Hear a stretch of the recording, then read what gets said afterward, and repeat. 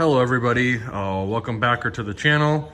Today I want to do a top 5 style upgrades or relatively inexpensive modifications for the 5th gen Ram trucks. A lot of these will work on 1500 all the way up.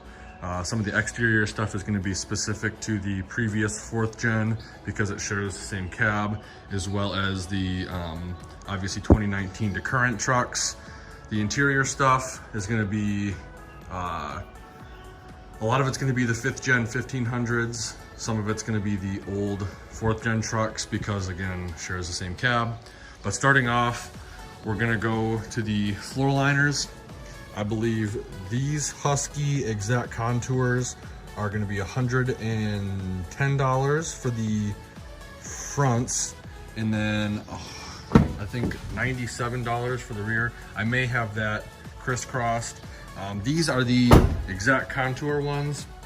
I went with Husky for price point, and I like them over the WeatherTechs.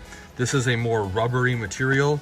I found that the WeatherTechs, when they get cold or wet, are very hard plastic and you kind of slide across them. As you can see, you have a nice lip right here to keep all of the liquids and dirt and water in, and it covers up all the way past the accelerator and brake pedals. A lot of other floor mats out there won't go up all the way back there, which is nice. These are the fronts. Come into the back, we have the rear set. The rear set is a little bit of a different material than the front set. It is weird because they're both the exact contour model. I'm not entirely sure why the material feels different, but again, you have a nice lip, covers under the seat a little bit, and up here, this obviously still has the transmission hump because it's on the same cab as the previous generation, but still tons of space back here for protection. Also, when you fold the seats down in the mega cab like so, you still have protection back here, and it just opens up and kind of bends this portion down. But overall, highly recommend the Huskies over the WeatherTechs. Again, it's a price point thing, and I just didn't like the hard, slippery plastic from the WeatherTechs. So the next little cheap upgrade is going to be the Fumoto oil valve. This one is specific to the HD trucks. There is a different model number for the 1500s. I will be linking down in the description. I forgot to mention, I will be linking all of these products in the description below that are available on Amazon and eBay. If you do buy these off Amazon, I would greatly appreciate it if you buy them through my link. It definitely helps out the channel and adds no extra cost to you. This is the flush mount oil valve. There's one with a tiny little nipple extension and then a longer nipple extension for like a rubber hose to attach to make oil changes even easier. The reason I chose this one was because I wanted to maximize ground clearance, and I didn't want to risk this catching up on any debris. It's very cool. This just screws into the oil plug. It does have a little plastic safety right here you take off, and this is spring loaded, as you can see. Push it up and over, opening the valve, making oil changes a lot less messy and easier. I think this was 20 bucks on Amazon. Like I said, I will be linking all three, not only for the 2019 to current heavy duties, but the 1500s as well. So definitely give this a try. The next cheap upgrade is going to be this key cover offered on Amazon. There are a couple of colors. Obviously, I went with red, given the exterior color of my truck. They do make them for the different trims as well. So if you do have the air ride in the rear, they have a button where you can push it, and the bed will, the tailgate portion, the bed will actually lower. I believe this was like $15 on Amazon, and it prevents you from wearing out the plastic buttons and getting all your nasty hand grime and oils and stuff on the key. Pretty nice, inexpensive way to protect the key because these are not cheap to replace. So if you wear out all the plastic and stuff, you're gonna, you know, it's annoying. Also too, the leather construction is very nice. Kind of difficult to get on. It is very tight tolerances, as you can see. It did kind of stretch a little bit, but no complaints. Very, very nice key cover. Again, they do make them for each trim, so depending on what trim you have is the key cover you will pick, but I will be linking this again in the description below. So the next upgrade is going to be actually a screen protector. This is a tempered glass screen protector. This one's a little pricey at like $35 or $36. They make them for the 12-inch touchscreen as well as the 8.4. I went with this because this glossy screen attracts a lot of fingerprints. I didn't like that. A lot of the other manufacturers have a kind of matte feeling screen. I'll kind of demonstrate that at the end of this, but really easy to install. The only portion that didn't install well is actually down here, and you can't even really see it. There is just a little air bubble right here, but it's not even noticeable. Very easy install, very premium, high quality screen protector, and it keeps fingerprints and possible scratches off your screen. If you're working, you know, you use this as a work truck, but you wanted a nice 12-inch touchscreen display or 8-inch touchscreen display, and you have crud on your hands, touching the screen will not scratch anything. And again, it is tempered glass, so it is extremely hard. I think it's like 9H hardness. And unlike a phone where you have the possibility of dropping it and the tempered screen cracking, this is stationary, built very well. It's not gonna fall out of the console, unlike a regular screen protector. So this is definitely overkill. You are not gonna need any other screen protector for the life of the truck. This thing is very awesome, and it doesn't change the responsiveness of the touchscreen either. Still very responsive, very, very nice. And it is very, what's the word I'm looking for? Slick. Like you're not, you know, getting caught up on portions of the screen unlike some other screen protectors. When it's humid out or cold, you get that like little haze over the screen. That has not been the case with this. So highly recommend this. I will link the 12-inch version as well as the 8.4-inch version down below. So here's what the matte screens look like. This particular one is in a Ford. I think the only matte touchscreen you can get in the Ram is on the 5.3-inch touchscreen, which is like the basic tradesman or bighorn at this point.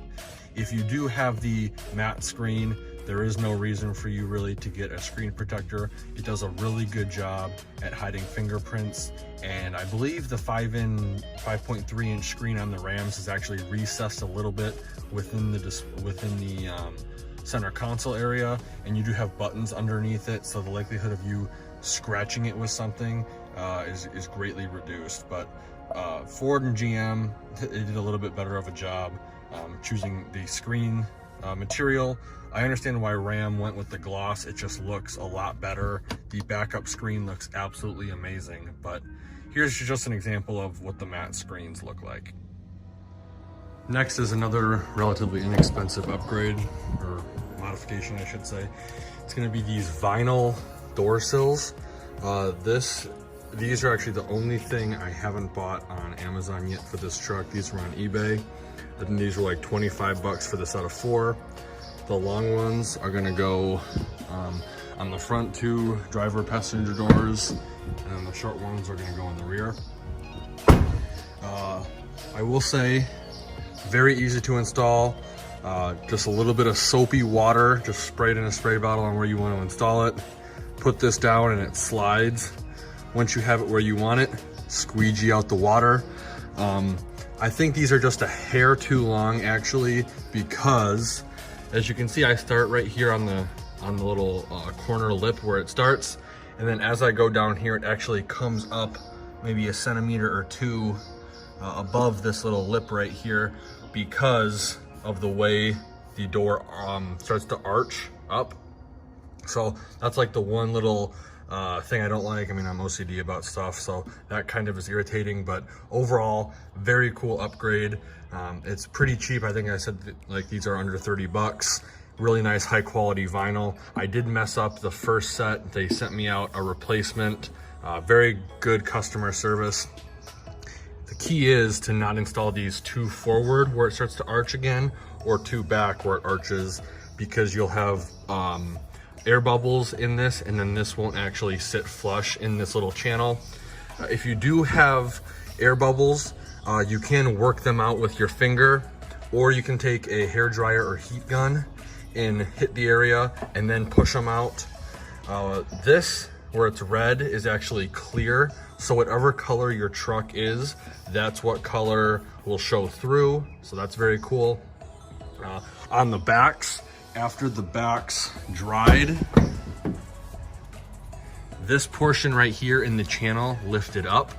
I did take a hair dryer, got it real nice and hot, and then pushed it down with my thumb and just kind of rode along the groove. If you do have tiny little air bubbles, they say you can take a sewing needle and just poke it, and it should go away. Right here you can see, obviously, again, there is a little air bubble, but I am working it out with my thumb. I did install these maybe 2 hours ago, the new set, so I am waiting for them to fully dry. If you do have air bubbles, again, you can work them out with your finger, or you can use a heat gun. Heat gun makes it come out a lot easier. Here's this side. I have noticed with the back ones, they install perfectly on these 4th gens and 4.5 5th gens if you kind of match them up with the front of this metal plate right here, and then back, they fit perfectly. Again, you can just take your finger and run them along there. It's not perfect right now. I'm gonna let them cure a little bit longer. Then if anything comes up, I'll take the hair dryer to them again. And then with the fronts, I found that if you line them up almost with this, maybe a 1/4 inch in front of the end of this, it actually lays down pretty perfect. So again, very impressed with these. Very cheap upgrade, and if you do have boots or shoes that are dirty, having this is very nice. Definitely save your paint from scratches as well. Another thing too is they make these for the 1500, 2500 obviously, and 3500, 1500, well, 15, 25, 35. They also make them too where they don't say anything at all, where it's just 3 bars all the way across. So if you don't want it to say what truck you have, you can just get the original 3-bar one. I think they have a couple that just say Hemi, so if you want to go that route, I will link this in the description below. There is a lot of options for these as well, so definitely check them out. So the next little upgrades are going to be kind of preventative maintenance, especially if you have a diesel. So I have 2 fuel additives, or additives in general, that I use. The first one is Hot Shot Secret FR3 friction reducer. There's a lot of good qualities that this has. I know there's a prominent YouTuber out there, I can't remember his name off the top of my head, but he actually tested this, and it does reduce the friction, and you do have less wear and tear on your engine over time. Very good product. I add it to the oil, and there is, I want to say it's like 1.5 ounces for every quart. So having 12 quarts of oil in the Cummins, I put in, I think 18 ounces is what it was. So definitely recommend this. Very, very nice. And then the other thing, specifically to the GMs as well as the Rams, Hot Shot Secret LX4 Lubricity Extreme. I know GM has had some problems with the CP4 pump. From what I've understood, they're pushing that pump to its absolute max, while Ram is not.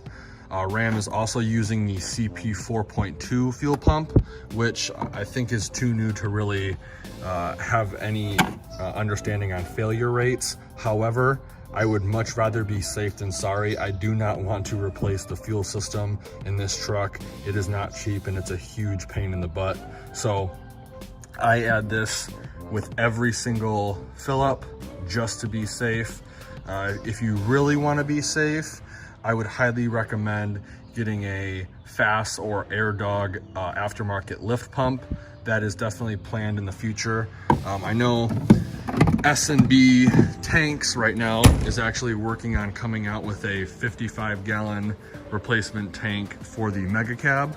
I think right now they have a 52-gallon replacement for the Crew Cab standard box or 8-foot box. I'm going with S&B because they have an integrated sump port, so no drilling into the tank at all. I can just run the FASS lift pump right into the tank, and then the return line can just go right up by the draw straw. Very cool. But again, Hot Shot Secret FR3 for the oil, and then LX4 for the fuel additive. There are just a couple more things that are kind of car care products I would recommend, and let's go to that right now. So here's just a few of the products that I use. Because I do have a ceramic coat on this truck, I go with the CarPro Reset, which is the intensive car shampoo made for ceramic coated vehicles. This is extremely concentrated. I think I only need 2 milliliters for my 1,000 milliliter foam cannon. So very highly concentrated. I don't like that it doesn't foam up nearly as other car foam cannon shampoos, but I understand it. It's got to be watered down. It's very concentrated again. I think this is like almost 30 bucks on Amazon. Really good quality from the people and the car detailers that I've talked to.